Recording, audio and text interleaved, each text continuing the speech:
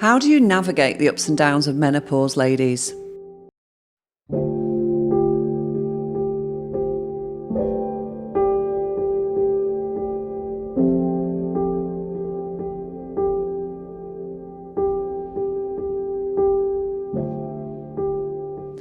Welcome to Menopause Mastery, where we thrive rather than survive in midlife and beyond. Menopause can be a real roller coaster ride, and add to that negative voice. And don't tell me you don't have one, because we all have a negative voice. And often what we find is in midlife, it actually comes and bites us on the bum because it gets louder and louder, and we find that we really, really need to do something about it because it's holding us back. And my belief is that menopause is like a second chance. It gives us a chance to clear out all the stuff, all the stories, all the negative things that we've been carrying like an imaginary backpack on your back, which tends to get heavier and heavier as life goes on. And it's all past stuff. It's not stuff that we're living in currently. It's all the stories that we've got from our past. And actually that negative voice is formed, and this has been proven, and there's lots and lots of studies on it, between the ages of 0 and 7. So it's whatever happens to you or for you in that time that you're picking up on, and you kind of create this library in your head, and that's what forms your negative voice. And it might be things like, in menopause it tends to be things like, in fact, in any time in life, but often in menopause we actually realise, because we find it's such a strange time in life that we really have to dig deep into what's going on for us.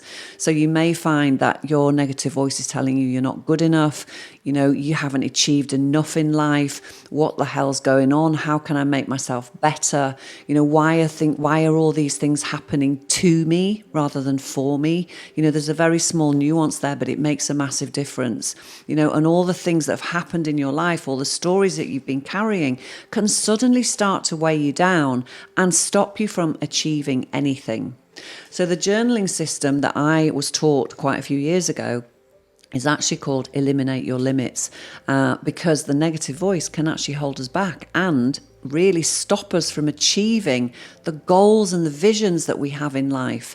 So what can we do? This is a pretty short video today, and there will be other videos coming along that teach you in more detail about how to do this. But for today, I just wanted to give you one handy hint and tip.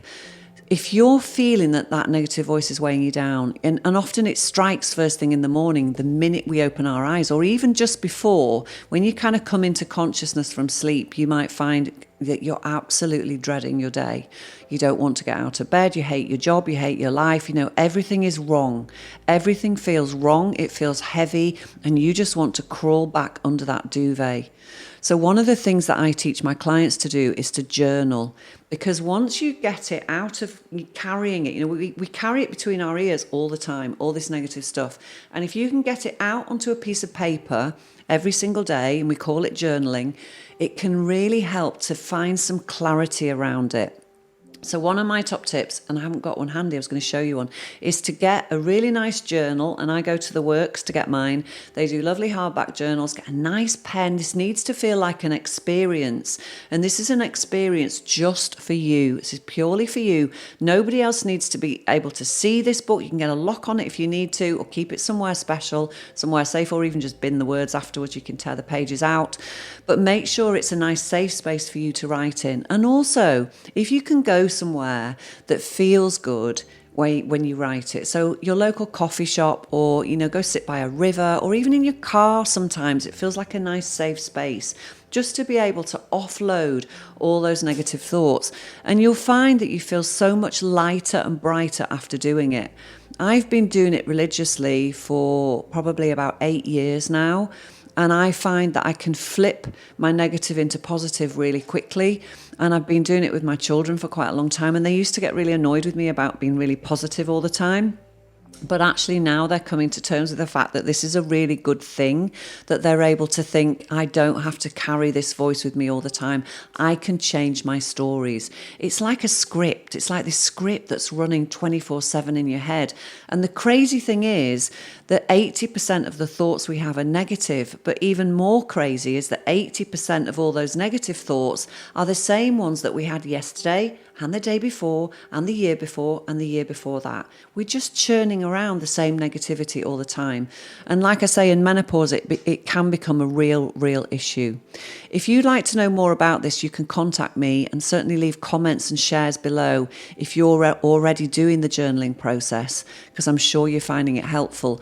And it's really about simplicity and consistency. So doing something simple consistently every single day is going to give you some momentum, and that's going to equal results. So please comment and share and subscribe to our channel. Have a lovely day, ladies. Bye-bye.